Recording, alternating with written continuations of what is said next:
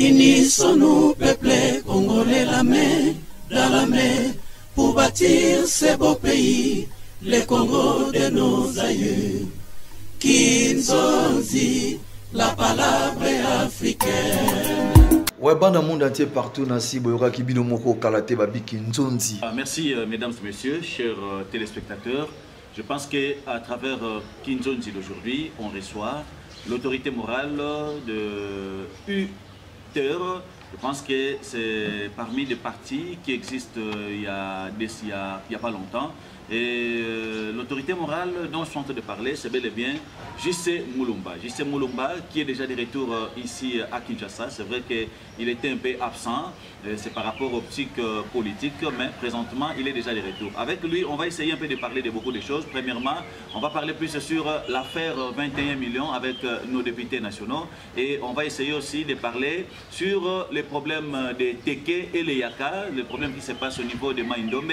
Et à part ça, on va essayer aussi de parler de ce qui se passe présentement au niveau du marché de la liberté. Nere boyebi, to sala ramaka se poto solana bien dans le kota lingala po bolanda biso malamu to lingete invité na biso ya lelo a mayenyo sa koloba bolanda e malamu tina wana to lingami koloba plus dans le kota lingala po to pesa bino vraiment opportunité ko yoka nini oyo l'autorité morale ne J.C. Moulumba a koloba na émission na biso ya lelo.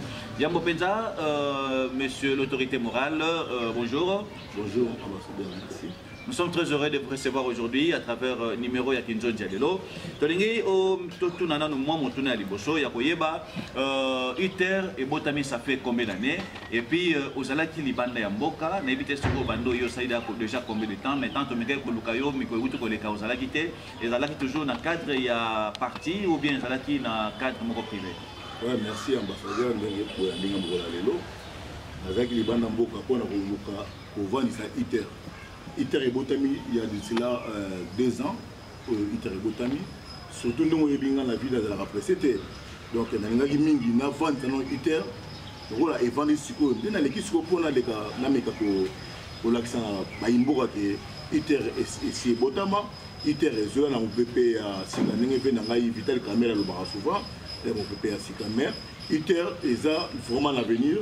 Et Congolais au CP là. Donc, union de Tshisekedi réformateur. Donc, tous les Tshisekedi c'est au Nyos. Donc, cela veut dire dans le Barango, Banda Karake. Ce que nous a décidé, Yaka. J.C. Moulumba, nous avons encadré UTER, union de Tshisekedi réformateur. Donc, nous sommes là juste pour payer ce peuple congolais au peuple congolais à Lingaka. Merci. UTER et Botami. Au Lingaka Mingi, Kolutunayo, Vital Kamere. Toloba ITER est parti allié, il y a INC, tout parti allié, il y a IDPS. ITER est parti allié, il y a parti Nyoso Oyo et Lingi Bolam où il y a peuple congolais. Donc, sur IDPS, tout ça allié à IDPS. IDPS est allié à INC. Donc, INC est allié à IDPS. Pourquoi? Il faut éviter à Oyo et diviser les Congolais. Ce qui INC na IDPS, c'est raté. Mais les Mokonzamoka, avant d'être au batu tout à Kimaki, parce que là qui vont me balayer, et ben même qui peuple congolais n'a pouvoir. Interpelle les loyers, n'engage batassé balobaka et kochama beaucoup. Na UDPS, na union pour la nation il y a Venanga Vital Kamere, donc démocratie chrétienne il y a Venanga Masananga et Jean Minonga. Donc le lopé UTER et Botami, donc bah oyo. On a ça là, dans la UDPS, on a ça là, dans la INC, on a ça là dans la démocratie chrétienne. Cette fois-ci, on a bien ça là, on a fait. Au Salanine, la démocratie chrétienne. Au Salanine. La démocratie chrétienne, la Salamine, la majorité présidentielle populaire. Où il y a Eugène Diominonga comme coordonnateur, on a comme GMPP, Moutassé qui a J.C. Moulumba. Et Naza Moutaliboso n'a pas qui Eugène Diominonga là, avant Nana Papa Tshisekedi. Parce qu'à l'époque, parce qu'il y a une facilité. Nous avons vu dans Vital Kamere, nous avons vu président Guillaume Kokelelo pouvoir. Donc, ambassadeur, tu contribues trop dans beaucoup. Ce que nous avons J.C. Moulumba, c'est parce que tout le monde a l'Olende. Mais nous avons parmi les Congo, mais beaucoup. Il y a Félix Tshisekedi, chef de l'État.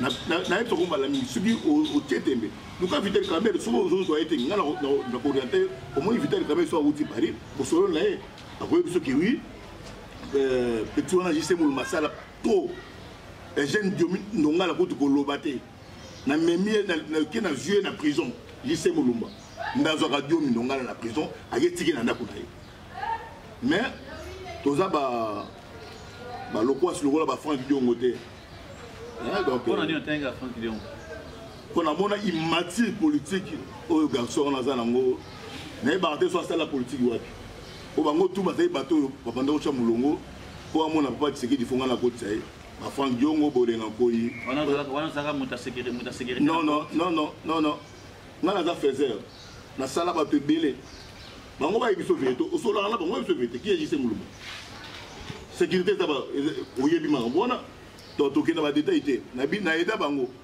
pourquoi il faut o bien nga juste mulumba na ya iko tsai les autres étaient les lots pour na loba nzala politique so ki muto azala nzala politique c'est Franck Diongo ce que eu koto ke ote mbongo ezali awa kabundi na ba histoire ba minéré akene mbango ko ya kozwa nefise kabundi ona pa vandi auto zonga mikolo epa ya nani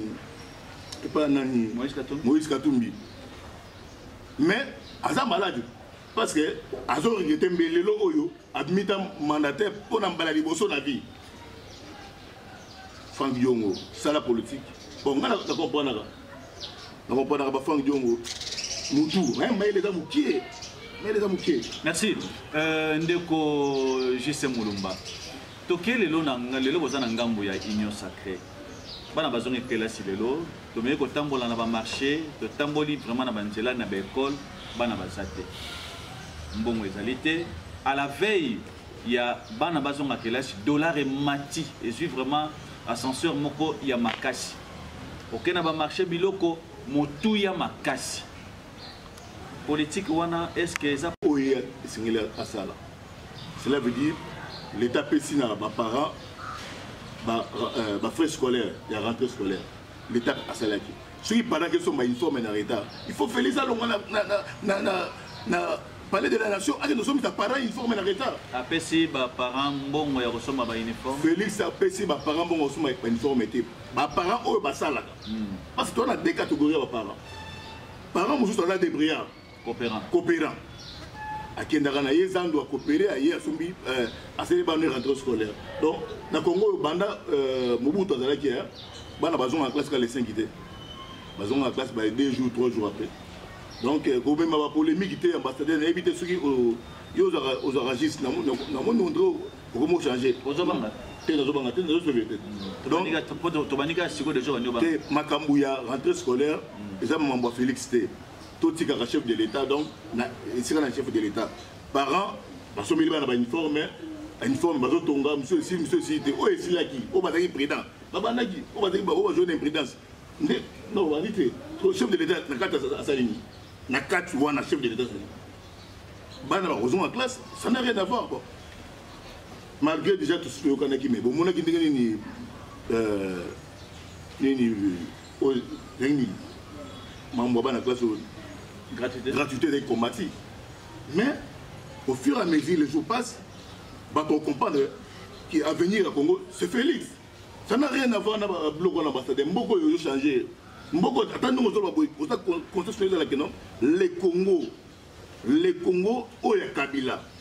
Le Congo, où est Zahir et Mboutou. Le Congo, où est Laurent Désiré Kabila. Né à Chilombo, il y a un côté. Tout le monde a une projection, un budget en beaucoup. Bientôt la 14 milliards. Et de mon côté, le lot, tu as 14 milliards comme budget. N'importe comment, il y a le Joseph Kabila. 3 milliards pour 5. Bazalaki na 3 millions pour 5. Bouteille à sucre, Zalaki na 700 francs. Le lot bino boza déjà na plus de 10 milliards. Bouteille à sucre comme na 1500. Lobby, Zalaki na 3 milliards. Ça qui a semou, les Zalaki na 17 000 francs. Les lobbies ont plus de 10 milliards, ça casse plus de 50 000. Ambassadeur, nous traversons un moment où vie la population, les autres les Congolais, ils ont un problème, il y a chef de l'État. Tous sont conscients, il y a un problème où c'est passé dans Russie, dans l'Ukraine. problème wana parce que biso to fabriquer kani et belé ou tara ibanda alors difficulté wana même bande ko yo basela ba minerai donc oui biso qui guerre ya Ukraine na Russie et contexte difficulté tina na minerai justement mais je que même Congo Bololo ou bien même Pai même Safo et oui et Mati les appels pour na prendre Ukraine Safo et Mati ça fait matiter.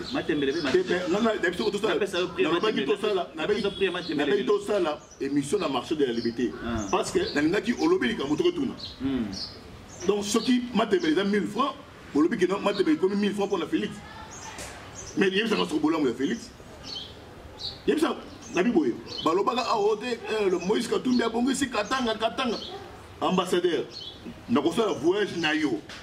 Aucun domona Katanga ya actuel gouverneur nani comment est Kimingai actuel gouverneur Katanga na Katanga ya Moïse au moins la différence oh il y a actuel gouverneur Katanga Moïse et Jacques donc aventure il y a TV il y a Jean-Marie Samba Tondi Mamoto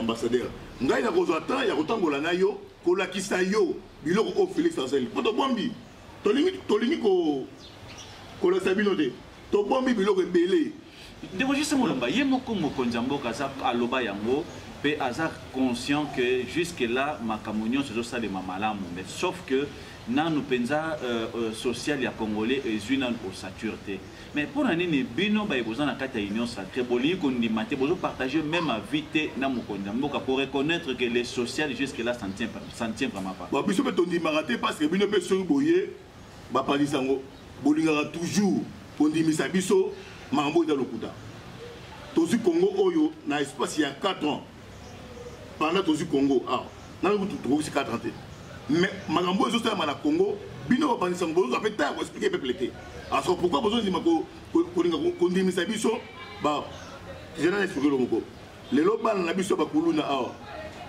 ba kena kanya ma KCC ba komi ko sala ba maïs donc nous sommes ils ont contribué à la société. Et c'est colonnes ici dans ça. Nabi mais dimna. Nabi on a besoin d'informations d'ailleurs tu rejoins major mal à l'aise na 4 émissions kaka po ameka pe ko pesa sur éclaircissement. Oyebi ke imbalansu ozagite na Kinshasa auto koyaka la mingi te. Kolona e bakisa meso makasi koleka par rapport ko ndenge ezalaki. Na kotangelo na ba millions kutu kolona ezalaka te mais lelo kolona ko makasi. Donc, faux chef de l'État. Non, on ne parle pas de chef de l'État. Et puis, il y a un général qui gère quand même la police. Il y a Kanyamaka Cézali pour aussi sa colonne. Mais il faut toujours massivement. On se que si c'est Moulouma, la première victime, je vais expliquer ma colonne depuis 2010. Francis Kalombo. Quand on a dit que ma colonne a perdu ma création, c'est Moulouma. Dans les grands TV, on a créé. Biloko ezali na Tanzanie, ba Rwanda, ba memela biso mo awa na RDC. Alors, il faut ko bengisa nanu ba bato ba créer kuluna. To mona awa na Congo na 6e mairie chaleur. Na bande na ya ba kuluna, na ba machette, baso ko attaquer population. Yo mona kata ministre ya Kingaba yo zalate comme na biboye. Na zela église catholique na voiture banga basa na kombo juste Moulouba na zela ki bango heureusement bazaki pona ndenge batanga kombo zo pona ministre ki kabwa na bi mais et quand musanga ngana zela ki na voyage avec la zela voiture et j'ai été donné ba bengi ba service si na place zela ki ba otuna ba identifier nga place na zali parce que on a ba télévision et zela ko non juste Moulumba a memi ba bilenge ba ko ba église catholique ba une photo nanga na yeb sa rabé cholé biso ba orphelin tout un respect mais ba présenter yo ça orphelin d'ailleurs orphelin mkola zalaka habite ndeko wadi da bala orphelin mkola zalaka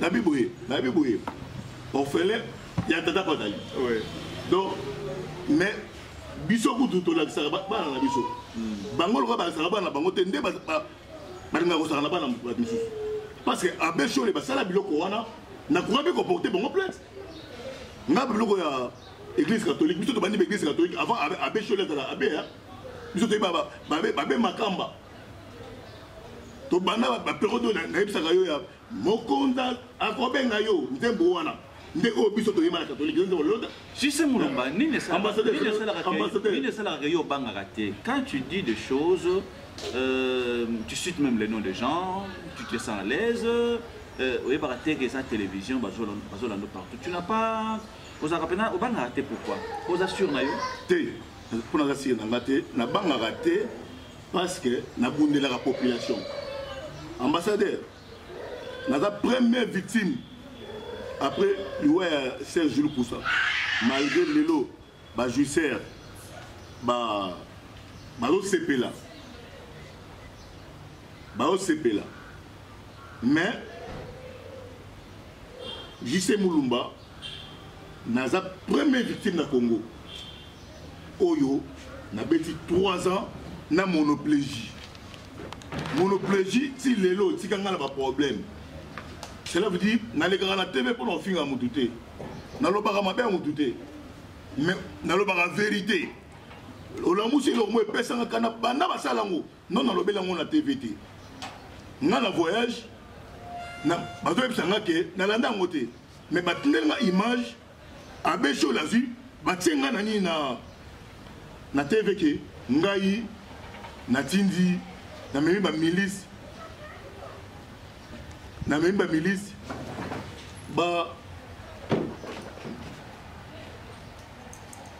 milice qui est l'église catholique. Et ça n'a pas passé à niveau moqué. Et ça a l'éducation dans la tête. Tout le monde RDC. Nous avons représenté. Et le il dépasse le pouvoir. Nous avons jamais qu'on soit battu. Tout le monde a l'église catholique. Même on a chrétien. L'église catholique. Ndeko J.C. Moulumba, pourquoi les Cambouis en milice à Kingabwa et puis ça vous passe qui nous les pour la salle à côté na salle à côté moi na mboka ni ambassadeur nazala qui na voyage batine nga image catholique et photo nga etie na ba milice ezali bango nde balobaki nga na yebi marche oyo ya suka na salle na Jiroko le 9 septembre so que Jiroko ata mutu nga mais que bana ba nomba Jiroko na na bureau mututé yango na sur le signe na lo ba vérité na lo ba vérité na za politicien ya tongo etani na la box noté bana na seli marche na Jiroko Moulumba le 9 septembre si lelo na to mona na Jiroko te malgré tout benga na téléphone ba nommé awa na très kokende te donc pour ngai ezake na lingi ba responsable o ba ko gérer Congo pour que l'obison to longwe Congolais abeta lisolo ya malamu pour biso et non pas beta le 18 ans passé il y a Hippolyte. OK. Lelo la tuna ke mutuna mo ya oyeba. Uteur et Botami. Qu'est-ce que les Congolais peuvent attendre de bon par rapport à Uteur? Bon, Uteur tant aux autres déjà union des Tshisekedi réformateurs, nous sommes des Tshisekedi. Vision à papa Tshisekedi. Il faut que ça m'aille peuple d'abord. Donc Uteur n'engazaboué ba Moïse Katumbi, ba Fayulu, ba Muzitu, ba Kansateke, biso Iter, Torotiki le Bangota après mandat Félix, Bangoba va gérer Congo. Non. Nous allons aussi gérer ensemble avec le président Félix. Donc, il faut... Là, tu veux dire quoi? Il n'y aura pas élection? Non. Pourquoi? Est-ce qu'on a le pouvoir dans l'élection? Parce que beaucoup de gens croient qu'après deuxième mandat, en 2030, il y a le président Félix. Donc, le président Félix, ça a été élection en 2030, mais bien sûr, 2030. Moi, je suis ambassadeur. Congo, j'ai 18 ans.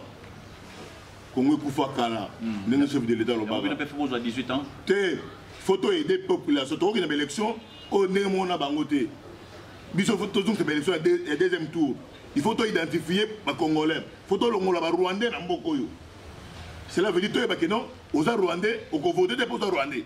Mais sur la série, tu vas faire une double nationalité, aux appels sur Rwanda. Ngai, J.C. Moulumba. Bana changu ba otomboka. Bana changu ba otomboka. Ambassadeur, na ola sabatuke changu se J.C. Moulumba. Tout nga ndem na bloquer changu. Na bloquer changu. Ba histoire ya o Fayulu.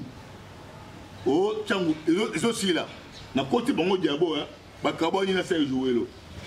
Olandi te na bandi bango na se jouer ngam la te songi ozala songi mais pourquoi kabona de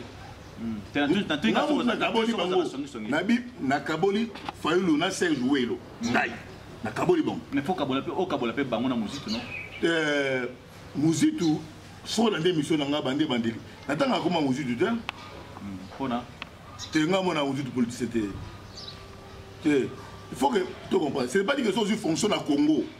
Nous comme politiciens. Non, non. Au cause de nos fonctions politiques. Mais on a politiciens. Ma politicien, c'est Moulumba. Ma vrai politicien. Pour la que non, que Ebele Baza politicien, sauf Tali va Francis Kalombo. Banda Balonga pas Kabila. Ma croissance c'est l'autre. Mais puis c'est Moulumba. Et tout dans le pouvoir, tout dans la caca, ma politicien. La lutte continue. Mais tout ma population na gloire. Bon, Congolais, qui est pas souffrant. Bango va se péler. Tout le Congolais va se péler. Zéro, chef de l'État. Dans futur, tu es dans le présent. Futur, même lobby de futur. Même lobby. Donc là, il lobby de Tongo. Tout n'a pas de lemba imbu. Imbwa. Lemba imbwa. C'est ça? Oyo Félix Tshisekedi Tshilombo asali na lemba imbwa. Et là, la société. Ambassadeur Tovani Naomi Kolebele na Kabila 18 ans. Route ni ya Bongolo. Pour ya Bongolo wana. Oyo Félix asali. Et la société. Aérodrome ya Ndolo. Mais je sais pas nini kaka ozonga na référence à Joseph Kabila. Joseph Kabila ngapena balotanga longa biloko mike au pe Joseph Kabila. Salaki po peut-être to bakaka teke Joseph Kabila le la sali asungi yo Joseph Mulumba. Bo olongwa na mutu kazo na voiture longa Kinshasa ti okoma tina chika patina kananga. Nzela ya lwangeza laki te. To robete le pete mambo ndambu. Ambassadeur, faut éviter biloko oyo ko pesa peuple congolais kana. Nzela wana asalaki yango mais lelo kinde soki Tshilombo te donc na biso biloko ba chinois côté tina ba goudron qui chinois tina goudron oyo umela raté merci grand frère donc na Kabila eloko sala nga passe na Congo na nga juste mo na c'est les affaires un Rwandais. Ah, autant ça, bon, et là, ça n'a pas si un étranger a géré pendant 18 ans. Mais nous avons un professeur, nous avons bêté ma beaucoup. Et voilà, c'est beau chat, professeur. Nous avons bêté la moto et habité à la classe. Et puis, il y a Singakati. Oyebis marambo ba découvrir kuna. Donc grand film a coquille jamais ko même Congo même na bola mon côté. Congolais abmaki dia monnaie congolais zoba. Toza na bido na mboko yo. Bomoni ba organismes internationaux ba sel ba démarche ba misi un congolais ba kati ndam na bati na congélateur. Les Congolais sont beaux en facile. Donc, John Numbi, na Kanambe, donc, basé un système ya Koboma, Bakatio, et non Bakundio, basé à fond congélateur, Bakio Nakati. Ambassadeur. Motabongo, après, ça, Ngai Jise Moulumba, Nalinga Kabila. Nana Rolinga Kabila. Mukolo Oyo, Félix Antoine Tshisekedi, Akokanga Kabila, Batie na cage. Merci Ndeko Jise Moulumba. Lelo vous en a kanda ya Martin Fayulu, l'honorable député Fayulu. Vous en a kanda n'est pas dévoilé va secret à solo par rapport à salaire au député nationaux bazali ko zalelo. Ambassadeur Nixon na sepeli polobi honorable Martin Fayulu Madidi. Moi na ya papa Diang. Moi, je n'ai pas Diang. C'est bien. Mais l'anda biso awa na Congo. Okuta Bidimbu Mamboni Diang est un Congo et un Camerounais. nayebisaka bato ebele ntango monsieur Diang alongwe na Total alongwa mpo ayibaka alongwaka te ke no ye moko te alongwa mpo ayibaka na Total ozana ba preuve ya koyiba nazobetelo bino pourquoi bolingaka te naloba vérité eza vérité te alongwe aye habité nakomi opposant ngai JC Mulumba soki témoin tembe nakomema pas Germain Chabani mutu nazokozo vérité lelo mutu azwaki Fayulu akombisi politicien c'est Jacquemain Chabani Loko ancien secrétaire général avant que son nom repose en paix Bruno Mavunga Aya mutu Simba Diang Fayulu Madidi comment c'est plus sûr te po ezaka kombo ya nini ya bakombo ya Congolais yango c'est pas non toyambiye moi pena ba JC ba Congolais te JC Mulumba tsango ba tsango oza natif ya tsango mais JC Jean-Claude non Jean-Claude Mulumba on dirait la ba Congolais ba bon baloba pe que non na Congolais OK donc mais bana tsango ba yebi na place bakunda mutolo na ngai yango na okebisa bato dele pona ne bino nyoso bokima changu bokoma alika muke changu na biboye nga mona changu kima changu te na émission na sango na changu na changu na kima changu te na okebisa ba député lo kuto ebele cette fois-ci na changu bocha libaya te po turo yo so chelibaya ngabe JC Mulumba ya chelibaya na zuba na changu na kila tabonda kuna yo. Donc tout le monde a bana changu ne ba ochedi ba na changu ba JC Mulumba ba président Yvon Mundadi te Yvon da politicien te pourtant comment Yvon te Yvon da politicien te ngane mutu format Yvon Yvon da mwana nanga c'est la vie que nga koko na vandi na osa l'émission kotanga komba Yvon te mutu azu Yvon na zu pour occasion d'expliquer trop quand la parenthèse te la moussi la moussi il faut subir ils vont naza koko na na politique ngai na même grand frère politique il y a président national Bidimbu nga na mukolo na politique cela veut dire nazo ki ils vont na même pas ya président Eugène Diom Nongala na présenté en tant que grand frère nanga parce que confusion dans la place wana ils vont encore les pas nanga que non l'aéroport biloko zo société donc nous avons monté le coufi na lingina ça la politique mais pas pomper mais politique faut la patience au lingina oté ba to proposer ngana que n'est pas bidimbu nga pas mais c'est bon so pona bidimbu kene oté ngana moni na que n'est pas ya Diomi Nongala na bi que deux madame pile venu tout ça la bonne na simi ils vont na liboko lokola ndenge papa simbaka mwana ils vont oyebi que vous êtes TV na mais na zolo bango so sola na ye na bi ko sola na ye au bengi bi la émission on a donc expliqué ça bongo na dans la image il y a première rencontre na vont ici président Diomi na vont ici Yvon na présenté Yvon le la grand frère nangai pour président Diomi APC Valère mais na regrettant na na voyage ba tinga image Yvon ingrat azo finga président Diomi et puis azo lo baké ye est-ce que vous avez de preuves ya naza nango biso zo ba to lisu ko la lisu merci. Tous les qui n'a été tous les cas. Mouta Mema, ils vont et pas à Diomi Nongala et Ali JC Mulumba. Ils vont à si c'est dans une classe politique et pas JC Mulumba à Kataki classe politique. Nous moni à ça baba vie rebelle. Mais place Bakei, bazo ko évoluer. Nala Dali grand frère, il y a président national, grand frère politique, il y a président national, il y a Yvon Bidimbu.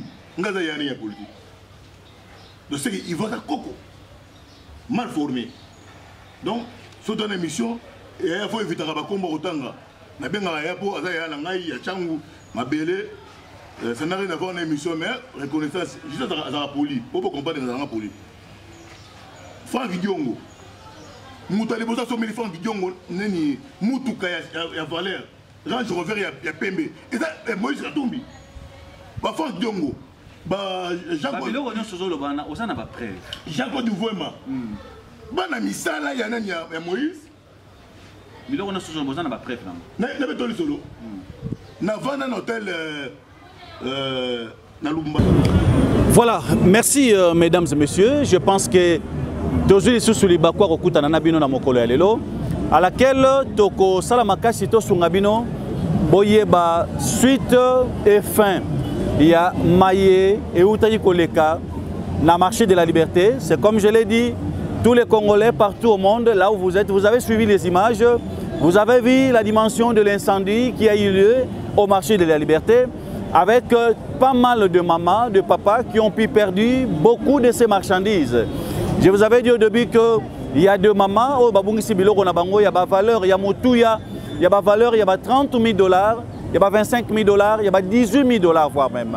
Alors, Congolais n'y sont place aux amis, Bozaki n'a besoin de suite à la kinine, puisque de balancer qui image, vous avez vu que on a quand même arrêté qui va commanditaire. Il y a un incendie et ça les maquines à marché de la liberté en complicité avec les agents de la sécurité. Il y a Omega Oyo bazale ko ça la sécurité na kati ya marché de la liberté na ba moment Oyo incendie et ça les maquines. Nzokande aujourd'hui, nous vous informons que la situation n'est pas le même. À l'heure où nous sommes en train de tourner cette émission, on a libéré agents de sécurité, y compris Bandeko Oyo Bazalaki à la base, il y a incendie Oyo et Salemaki na kati ya marché de la liberté. Je vous informe aussi que Bandeko Nabiso ba Congolais, Bandeko Nabiso ba mama et o ba tekaka na kati ya marché ba o ba pereda ki biloko na bango, ba mituni ba mituna ebele. Est-ce que ba kozala indemnisé par rapport ya ba bien na bango o ebunga ki toté. Na bandi to kozwa biyano lelo à travers numéro oyo spécial o to sali juste pona kosunga ebele ba Congolais ba yeba na bosolo nyonso maye oyo salemaki na kati ya marché de la liberté. Yami bale tokopesa biyano na ebele ya badongolo miso na ebele ya bandeko ya mitema mabe na ebele ya bandeko ba Congolais ba oyo balingaka progression te ba oyo bazali wana juste pour encourager les mal. Je pense que depuis que le marché de la liberté a eu monsieur Guy Foli, KPP, communément appelé, Oyo Azaliko Kamba, le marché de la liberté, Nabazi Ebele ba Congolais ba moni changement à Liboso sur le plan administratif. Vous avez remarqué qu'il n'y a pas un problème de l'impayement dans le marché de la liberté. Mon tomora relobate que moi je fais 3 mois sans pour autant être payé. Non. Deuxième problème, c'est sur le plan, il y a autre salubrité. Les lois sont dans le marché de la liberté, même pendant la journée, c'est difficile au mona, papier, sachet, topé bosoto na katia, marché de la liberté. Tout ça, c'est par rapport aux efforts fournis par M. Guy Foli, KPP, Oyazali Kosala Nyonso pour que Kimi a solo, et puis sécurité ya ba bien ya bandeko bazali côté kana marché ezala na banzi. Il est vrai que na mboka na biso moto o azali ko sala musala malamba ko linga ete moto azali ko sala musala malamba ko combattre de même la manière dont on est en train de combattre ce monsieur qui a les soucis, qui a la volonté de travailler juste pour l'intérêt de la population. Moi je regrette beaucoup. C'est vrai que dans notre pays nous avons de ces gens qui n'habitent pas Massina. Nous avons de ces gens qui ne connaissent même pas ce qui se passe, ce qu'on appelle communément les réalités de ces marchés. Ils sont là que pour politiser. Comme ils sont trop politiques, ils sont là plus pour politiser ce qui se passe au marché de la liberté. Le marché de la liberté n'est pas un parti politique. Le marché de la liberté est allié et saléma pour l'intérêt de la population. Pourquoi on est en train de politiser le marché de la liberté? Le monsieur qui est en train de diriger le marché de la liberté, depuis qu'il est à la tête de ce marché, il n'a même pas 2 ans, même pas 3 ans. Mais pourquoi on est en train de les combattre d'une manière indirecte? Je pense que aujourd'hui, par rapport à incendie, dans le marché de la liberté. La première question est de savoir, banani va libérer à la base, il y a un incendie au niveau du marché de la liberté. Je pense que comme vous le savez, je vais vous relater quelque chose qui est quand même important, c'est que les Congolais Salemi. Vous avez vu, image. La personne qui vendait de l'huile, qui fabriquait ma foute dans le marché, à la base, a dit que celui qui l'a autorisé, c'était les agents de la sécurité.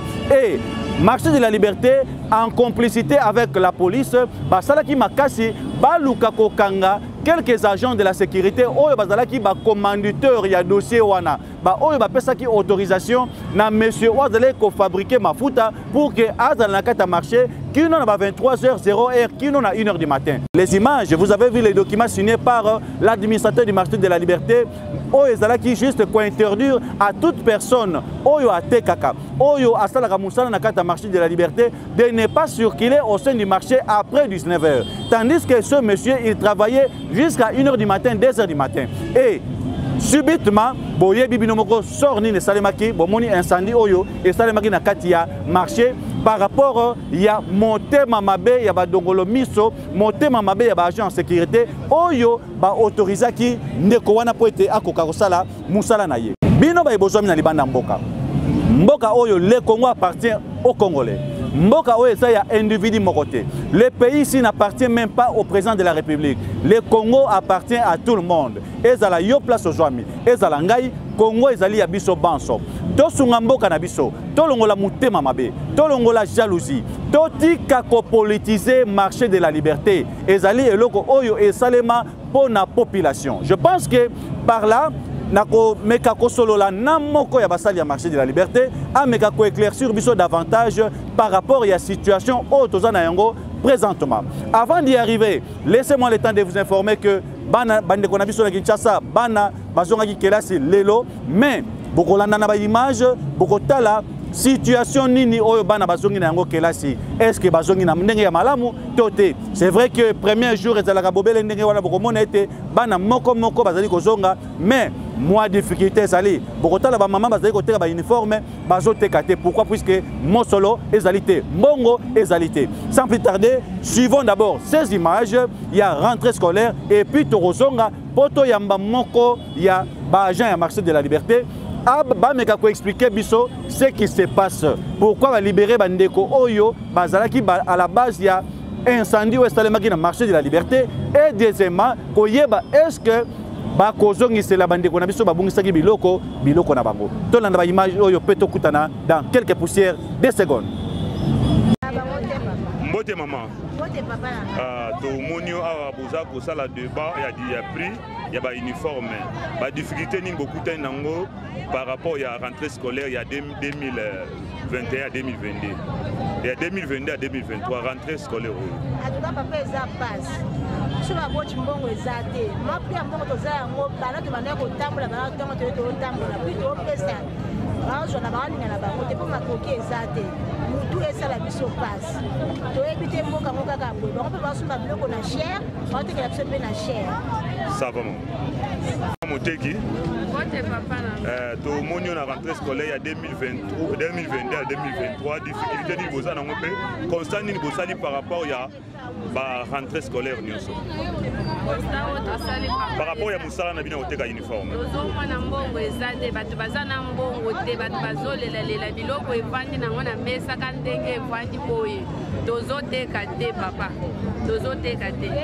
Banda to etongo nazana mbongo ka 20 fois na maboko na teki te metala biloko ezana mesa. Merci. Merci. Maman? Mbote papa nangai. Ah, toza. Ah, toza marché la liberté. Bon, difficulté ni bino ba vendre boza na ngope, bosali kontani na ba parents na biso bazoya ko somba biloko. Bon, difficulté ezali ke ba parents ba na beso ba na batanga. Ko le ba ko ba ministre, ba député ba nani. Mais biso ba biso ba vendre zo na beso ke ba somba biloko, ba biso ba na batanga. Mais ba parents to moni ki ba olela o ba poussa rentrée scolaire. Bongo ezali formate ba okota bazo somba mais na ba inquiétude kaka na parce que moi na il faut que les classes pour comme kununa te avant na nini tende yango no moni moi difficulté ko ça ba parade bazo lela pe so ba osomba ko kakola penza makasi ba biloko mati côté la ville ba indi ba mati tout mo biloko mais na ce côté yo tozo teka mais et ça moi passe qui mais nous na grâce à Nzambe tozo teka ka moi qui wana Nzambe asu. Mais parce que les parents vont rentrer scolaire et kende quand les bosses et puis sur vendre to lingite que ba poussa donc la pose que kende pour toi ne savent pas ramener biso mususu totekaka rentrée scolaire toteka pa biloko na biso mosusu mbongo nyonso ekoti na babiloko efo tobimisa yango mpo esunga biso mpe ke totya mpe mwa biloko mwa susi oyo tokozala nango yango na nzambe atyela biso liboko bakonzi batalela biso likambo oyo biloko nde bamatisi kuna mwa biloko esala mpe mwa kokita mwa ndako. Merci. Mbote mama. Bonne papa. Tomoni ozali parent bien vendeuse. C'est parent. Ozali parent bon difficulté nous va parent beaucoup de dans la rentrée scolaire il y a 2022 à 2023. Papa difficulté les ma casse. Bago déjà cher, bakaya kutu wala kolobate. Puis que zakata ba 100 francs comme 200 francs, 250 300. Donc éviter nga osala rata on so bana ba ozon ate. Ah bago cher ba uniforme kuna kolobate. Puis le réseau matakaka.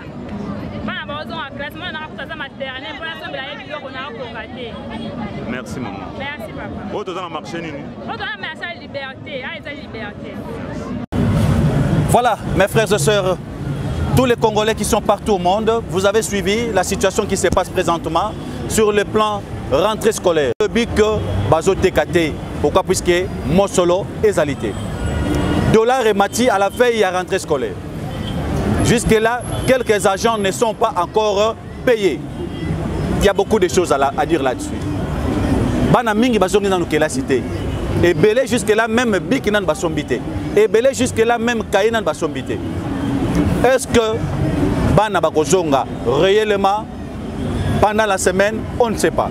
Il est vrai que Namboka Nabiso est stade Makandenge wana. Premier jour il y a rentré zalaka moins difficultés zalaka moi bozangi muke zalaka. Mais toyebi été qui notre comme lundi na ba école bana bakotonda mais avec beaucoup de difficultés. Dollar et Mati comme je l'ai dit au début à la veille à rentrer ba parents baso kokate difficultés ezali. Revenons un peu sur ce que je disais ici au début sur les problèmes du marché de la liberté. Moi je suis un monsieur qui ne connaît rien du marché de la liberté. Ayebi ba réalité à marché de la liberté. Bandeko, chers confrères, mes frères aussi politiques, n'ayez pas l'habitude de politiser le marché de la liberté. Marché de la liberté est salemaki pour na kosunga population. Marché de la liberté est parti politique té. Pour na bino bayi politique bo bandako la marché de la liberté non. Mokambi a marché de la liberté ezali monsieur Guy Foli, communément appelé KPP. Ce qu'on koyeba plus sur fonctionnement du marché de la liberté, vous devez passer dans le bureau du marché de la liberté pour avoir des informations, chers confrères. N'ayez pas l'habitude de recevoir n'importe qui, dire des bêtises sur le marché de la liberté. Moi qui vous parle, j'habite derrière le marché de la liberté.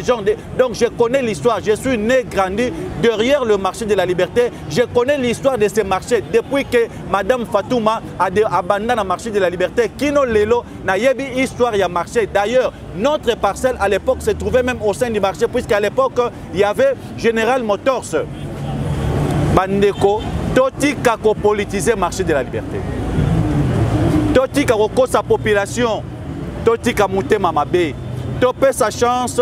Nande komobali oyo. Bâti akamba marché de la liberté. Pour Azali na souci. C'est un jeune, c'est un vrai natif de Massina. Il est né au quartier 3 Massina sur avenue Moutangi. Soko lingi bengangai na numéro zo mona na kopesa numéro, na kopesa adresse précis. Il y a esika oyo ndeko azali ko kamba marché de la liberté à Botami. Pe kino lelo afanda kana Massina na Petro Congo. Bayi politique botika mutema mabe. Est-ce que c'est normal à ce qu'un administrateur qui dirige les marchés, les mêmes marchés, ainsi que ses collaborateurs, à la base, il y a incendie et ça dans le marché. Vous parlez du problème de la régie des eaux. Ndeko Guy Foli a trouvé la solution où l'équipe même où Isaki Liboso. Bon, il y a combien de fois parce que le 4 marché de la liberté, maille pour un problème avec un paiement. Les gens sont au niveau entier. Beaucoup de monde est belé à la population, à flat, à hôtel, à restaurant, et belé. Même quelques individus, comme ils ont la maille à forage, nana est bien côté. Bande côté on la monté mamabe. Ndeko Guy Foli a trouvé bon à salisa forage na katia marché de la liberté pour être sur la population au lieu que chaque fin du mois ba fouta la régie des eaux. Ils ont solution à malam. oyo azali koloba na motema mabe ete mai ezalaka te na kati ya marché de la liberté botala baimage yango wana forage yango wana bato bazali kotoka mai na kati ya marché de la liberté totika motema mabe. Qui était à la base de l'incendie? Le monsieur que vous avez suivi d'ailleurs. Bonjour mon image. C'est lui qui était à la base. Abaniko fabriquait ma foot na kati ya marché depuis longtemps. Totika motema mabe. Totika ko politiser marché de la liberté. Là je salue équipe ya Ndeko Gifoli. Je pense à monsieur Alain, la bouche autorisée du chef. Je pense aussi à mon frère que j'aime beaucoup, Martinez, na kati ya marché de la liberté. Maman Deo, je vous salue. Va diviser binoté na kati ya marché de la liberté. Ndeko Mohamed, je vous reçois aujourd'hui. Juste pour expliquer la population congolaise. Est-ce que Zali a solo na kati ya marché de la liberté maïezalité? Merci beaucoup, monsieur le journaliste. Na banzi ba Congolais nyo surtout baza ba témoin. Ba oyo bateka na kati ya marché à liberté. Ba yebi très bien que ba régie des eaux abandaki ko kata mai pamba pamba na kati ya marché à liberté. Ako kata mai yango sans pour autant donner même le préavis. Alali alamuki na tongo aye ko kata mai. Bato bakoya na liberté bako kuta mai za ko katana. Pour bakota na ba toilette, excusez-moi le terme, et qu'on a la passe.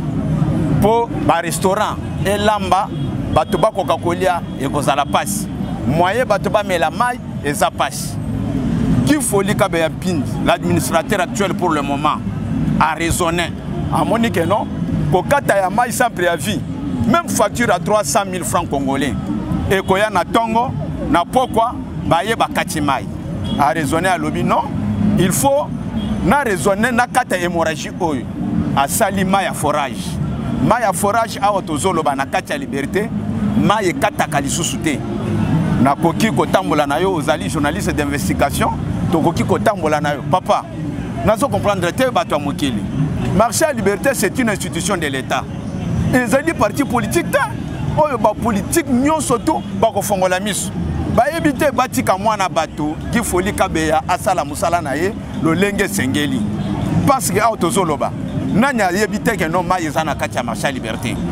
Nanya yebite maille forage ezana kati ya liberté 24 heures sur 24. Toko tambola na ko mona ndenge ba mama, ndenge ba papa, ndenge bilenge bazo zwa maille na kati ya marché à liberté. Autozoloba liberté maille comme 24 heures sur 24. Régie des eaux yaka ko senga bolimbis ke mbala sima toko salela lisu makambo yote. Toloba na bango bokende bozonga toko raisonner sur makambo ngo. Toko zala na maya régie des eaux, toko zala pe na maya forage. Wana ezali vraiment donc eloko ya liboso na mokili. On a toujours dit l'eau c'est la vie. Ceux qui bakati le mai, les atteint la liberté ba vivre ndenge nini. Ndenge bato mitema mabe bazali ko profiter. Est-ce que ezali ya solo été binonde bozali à la base il y a incendie au esalemi na kati ya marché de la liberté? Merci beaucoup monsieur le journaliste. En tout cas au uti ko loba bien que badongolo mis bato ya mitema mabe o ngai na koki ko qualifier le kola bandoki. Mokolo marché à liberté eziki pour la 3e fois. Et Zalaki na pavillon 20, pavillon 21. Mutu nyoso to ayebi bien. Po mutu oyo apelisaka moto akangamaka. A lobby très bien que na kati marché à liberté na kota ki pambate. Sécurité ba engin ya sécurité ya Omega. Batu ba kotisa kinga na pesaki bango 2000 francs congolais. Na sala ka musala oyo bango nde ba kotisa kanga. Ba akomi ba 1 heure à 2 heures moto epeli. Ye moko akokaki ko boma moto te akomi ko loka même ba engin sécurité oyo ba kotisa kiye pote ba koka ko boma moto mais moto le kaki déjà.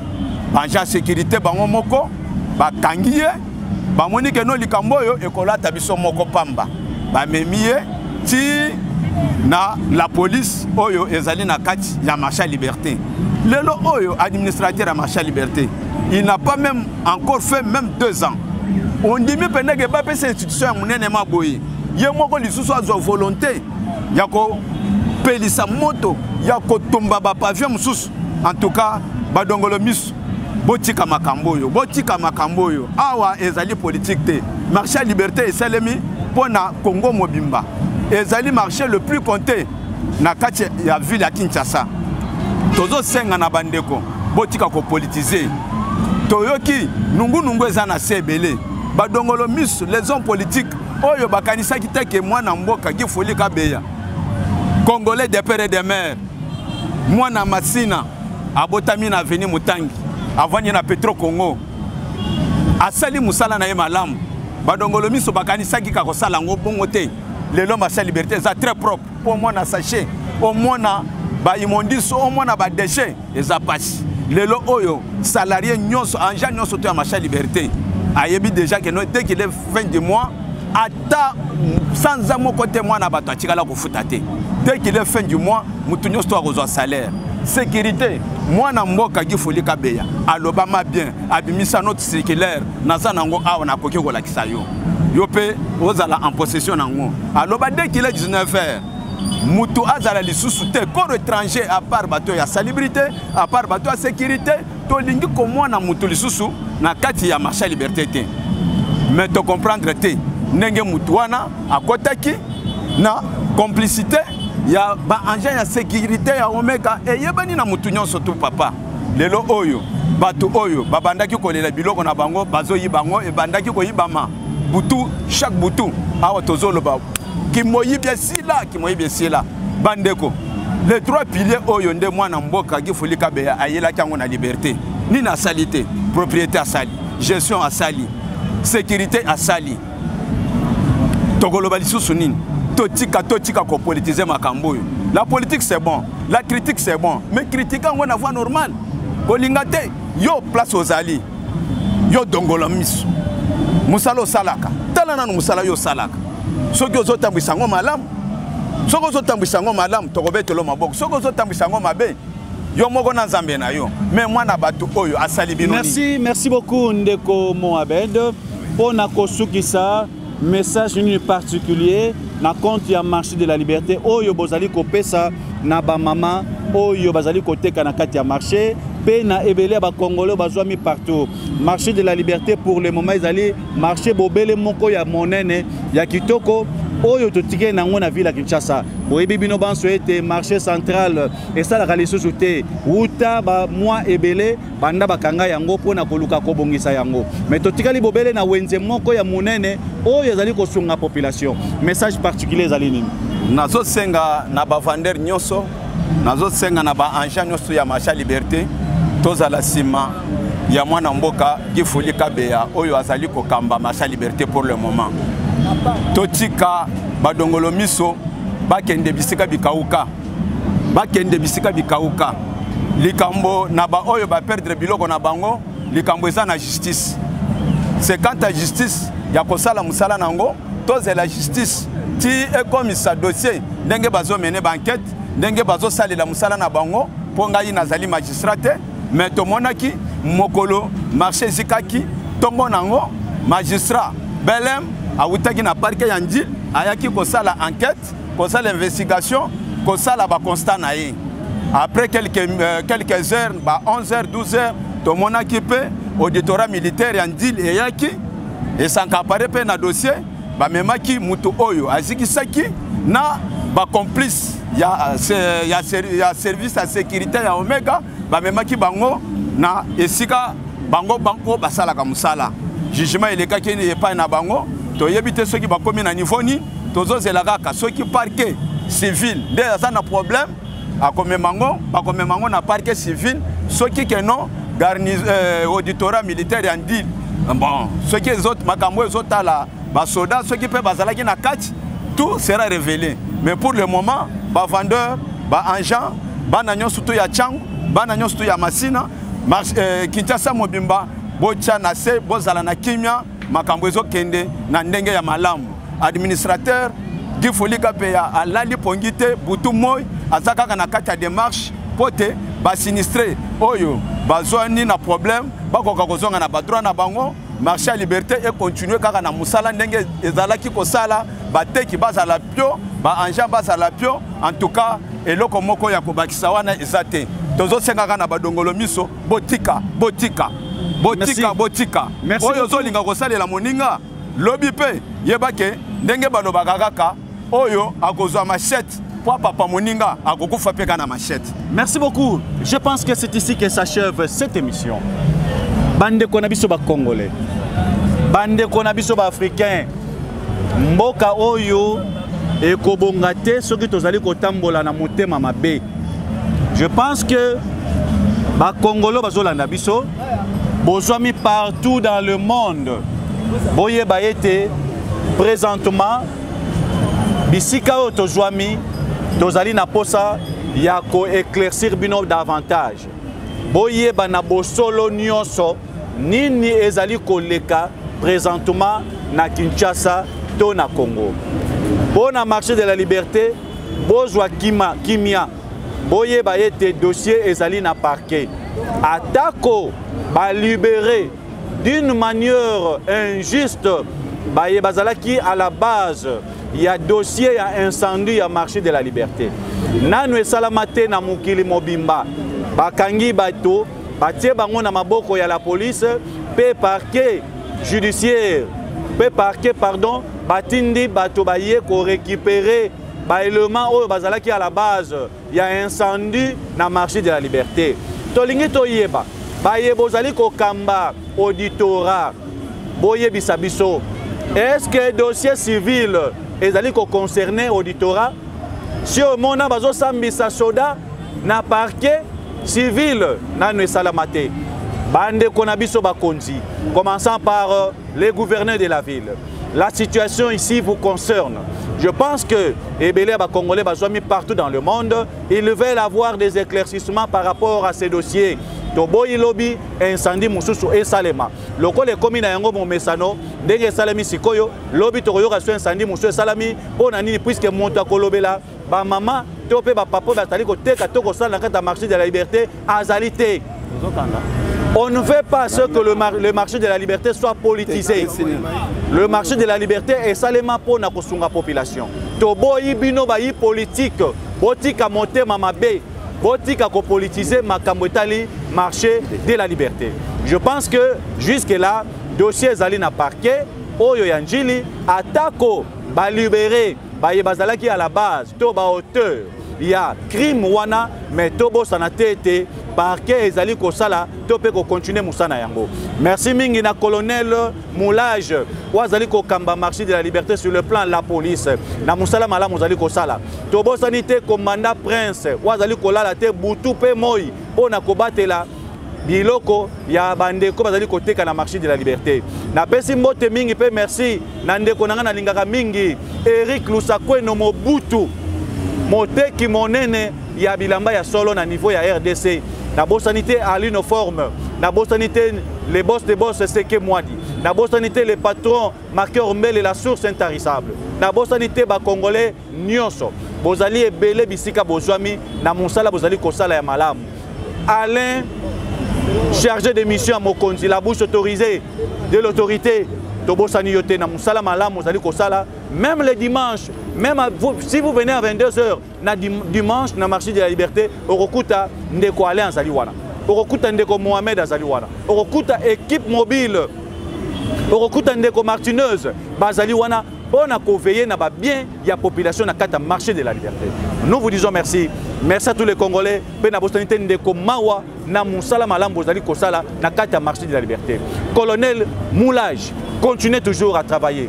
Ndeko nangai commandant prince, continuez toujours à travailler. Attaque aux critiques ezali, attaque monter mamabe abad. Même si les Congolais, les politiques veulent politiser le marché de la liberté, vous continuez à travailler pour l'intérêt de la population. D'ici là, portez-vous bien et au revoir. Unissons-nous, peuple congolais, la main dans la main, pour bâtir ce beau pays, le Congo de nos aïeux. Kinzonzi, la palabre africaine. Ouais, bana monde entier partout nasi boyoka kibino moko kalate babi Kinzonzi.